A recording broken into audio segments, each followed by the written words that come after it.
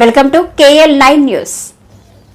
వెంకటేశ్వర స్వామి లడ్డు కల్తీ జరిగిందన్న విషయంలో పక్కాగా ల్యాబ్ రిపోర్టులు ఉన్నాయి అంటున్నారు కదా, మరి అటువంటప్పుడు ఈ కేసు CBIకి అప్పగించవచ్చు కదా అని మాజీ ఎమ్మెల్యే వైఎస్ఆర్సీపీ పశ్చిమ నియోజకవర్గం సమన్వయకర్త మల్ల విజయప్రసాద్ ప్రభుత్వాన్ని డిమాండ్ చేశారు. అందరికీ నా యొక్క హృదయపూర్వక నమస్కారాలు. మరి ఈరోజు విశాఖపట్నం పశ్చిమ నియోజకవర్గం వైఎస్ఆర్ కాంగ్రెస్ పార్టీ సమన్వయకర్తగా గౌరవనీయులు మాజీ ముఖ్యమంత్రి వర్యులు వైఎస్ఆర్ కాంగ్రెస్ పార్టీ అధ్యక్షులు జగన్మోహన్ రెడ్డి గారు మరలా మరి బాధ్యతలు తీసుకోమని ఆ యొక్క బాధ్యతల్ని నాకు అప్పగించడం, వారికి ధన్యవాదాలు తెలియపరచుకుంటూ ప్రత్యేకంగా విశాఖపట్నం పశ్చిమ నియోజకవర్గంలో కార్పొరేటర్లు కానీ, వార్డు ప్రెసిడెంట్లు కానీ, సీనియర్ నాయకులు కానీ, అలాగే కార్యకర్తలు కానీ, మహిళలు కానీ కరుడుగట్టినటువంటి నాయకులు మరి ప్రత్యేకంగా పశ్చిమ నియోజకవర్గంలో ఉన్నారు అన్న విషయం మీ అందరికీ తెలుసు. అయితే కొంత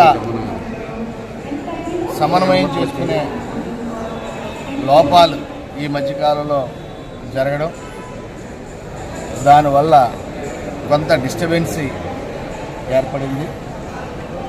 గతంలో మరి నేను సమన్వయకర్తగా ఉండేటప్పుడు అవుట్ ఆఫ్ 14 కార్పొరేటర్స్లో 10 మంది కార్పొరేటర్స్ని గెలిపించుకోవడం జరిగింది.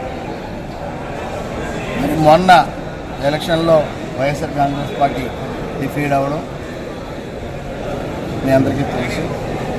అయితే వచ్చే ఎన్నికల్లో పశ్చిమ నియోజకవర్గం నుంచి తప్పకుండా వైఎస్ఆర్ కాంగ్రెస్ పార్టీ జెండా ఎగరేసే విధంగా ప్రణాళికలు సిద్ధం చేసుకొని అందరినీ సమన్వయపరుచుకొని ఒక తాటి మీద తీసుకొచ్చి యూనిటీగా అందరం కలిసి పార్టీ బలోపేతానికి ప్రత్యేకంగా ప్రజలకు చేరువయ్యే విధంగా మరి ఏదైతే ఈరోజు ప్రభుత్వం సూపర్ 6 అని చెప్పి మరి అధికారంలోకి వచ్చారో, అధికారంలోకి వచ్చి 4వ మాసం అవుతుంది. మరి ఇప్పటివరకు కూడా వారు అనుకునేవి ఏది కూడా నెరవేర్చలేనటువంటి పరిస్థితులు ఉన్నాయన్న విషయం ప్రజలకు తెలియజేయాలి. ఎందుకంటే ఏదైనా మేనిఫెస్టోలో అధికారంలోకి వచ్చే ముందు ఏదైతే చెప్పారో మరి ఆ మేనిఫెస్టోలో ఉన్నవన్నీ కూడా ప్రజలకి చేరదీసే బాధ్యత ప్రతిపక్షం మీద ఉంటుంది అన్న విషయం మీ అందరికీ తెలుసు.